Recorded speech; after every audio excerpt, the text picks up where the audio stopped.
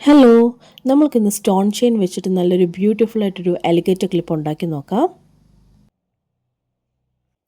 അതിനായി നമ്മൾക്കൊരു golden alligator clip എടുക്കാം. ഇവിടെ ഞാൻ 5 സെൻറ്റിമീറ്റർ വരുന്ന അലിഗേറ്റർ ക്ലിപ്പാണ് എടുത്തിരിക്കുന്നത്.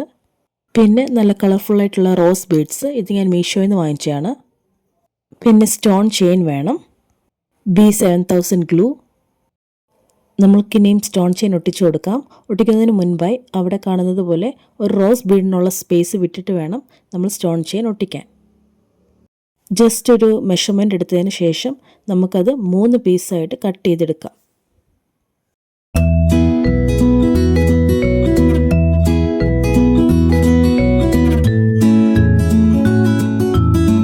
മൂന്ന് പീസായിട്ട് നമ്മൾ കട്ട് ചെയ്തെടുത്തു. ഇനി നമുക്ക് ഒട്ടിച്ചു കൊടുക്കാം. അതിനായി ഗ്ലൂ അപ്ലൈ ചെയ്ത് കുറച്ച് നേരം വെയിറ്റ് ചെയ്തതിന് ശേഷം ഓരോന്നായിട്ട് ഒട്ടിച്ചു കൊടുക്കുക.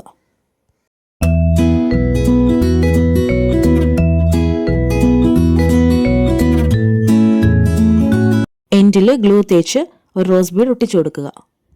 ഒരു ഭംഗിക്ക് വേണ്ടി നമുക്ക് റോസിൻ്റെ സെൻറ്ററിൽ ഒരു സ്റ്റോൺ കൂടി ഒട്ടിച്ചു കൊടുക്കാം.